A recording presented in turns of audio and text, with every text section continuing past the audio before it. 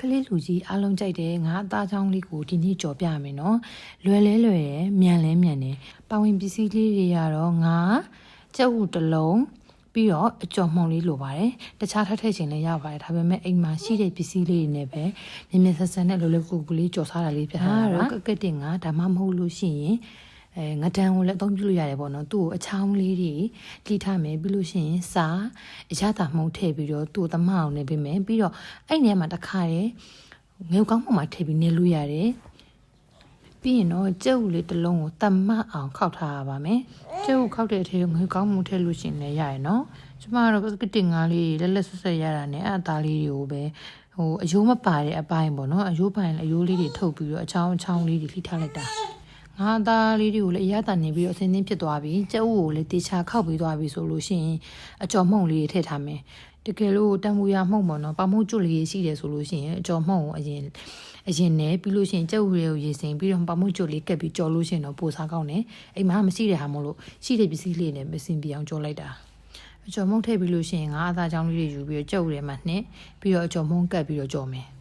အကျော်မှုန့်နဲ့အများကြီးကတ်လို့ရှိရင်လည်းမကောင်းဘူး။ तू ကကြက်ဥလေးအနှစ်ကလေးနဲ့ပြီးသွားတဲ့အခါကျရင်အကျော်မှုန့်နည်းနည်းလေးပဲကတ်လိုက်အဲ့ဒါလေးကပိုစားကောင်းတယ်။တစ်နှစ်အထက်ကလေးတွေစားမယ်ဆိုလို့ရှိရင်တော့စားလေးနည်းနည်းထည့်ပြီးတော့ငရုတ်ကောင်းလေးနဲ့စားလေးနဲ့ပဲဆိုလို့ရှိရင်ရတယ်။ရတာမထည့်စရာမလိုဘူး။လူကြီးတွေအတွက်ကတော့အရသာမောင်လေးနည်းနည်းလေးထည့်လိုက်ပေါ့နော်။တကယ်လို့ကလေးတွေအတွက်ဆိုလို့ရှိရင်တော့စားလေးနည်းနည်းပဲထည့်ပြီးတော့ငရုတ်ကောင်းလေးနဲ့အနံလေးမှုသွားအောင်လုပ်ပြီးကြော်လဲရတယ်။ကတ်ဝယ်လို့မလွယ်ဘူးဆိုလို့ရှိရင်ငဒန်နဲ့ကြော်လဲရတယ်။ငဒန်နဲ့လေ तू ကစားကောင်းတယ်။ဒါပေမဲ့တော့စင်အောင်တော့စီးရမယ်။အချိန်ကြာရင်ကြက်သွန်ပြူမှုန့်ဂျင်းမှုန့်လေးတွေပါထည့်ရင်ပိုးစားကောင်းတယ်။မရှိရင်လည်းဂျင်းကြက်သွန်ပြူလေးအရင်ညှစ်ထည့်လို့ရတယ်။ပြီးတော့စီပူအောင်တဲ့မယ်။စီကတော့ဒါအရှိမှလည်းကြော်ထားတာရှိလို့ထဲထဲမှာမုန့်နှစ်ကလေးတော့ကတ်နေ။စီပူလာလို့ရှိရင်ခုန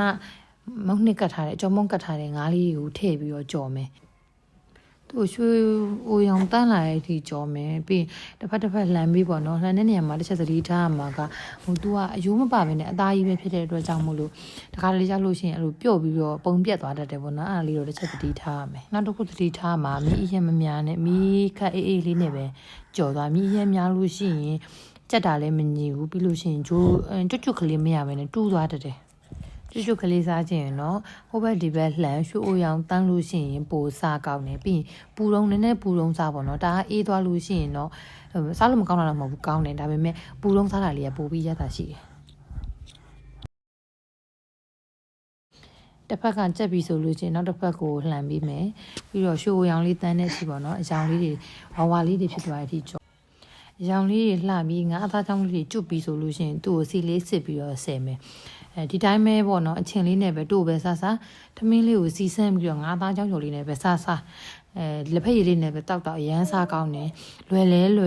ပေါင်ပစ္စည်းရလည်းအဲ့လောက်မများဘူးအချိန်လည်းအရင်မပေးရအောင်ကလေးရောလူကြီးရောလူငယ်ရောအားလုံးကြိုက်တယ်ကလေးဆိုလို့ရှိရင်လည်းဒါ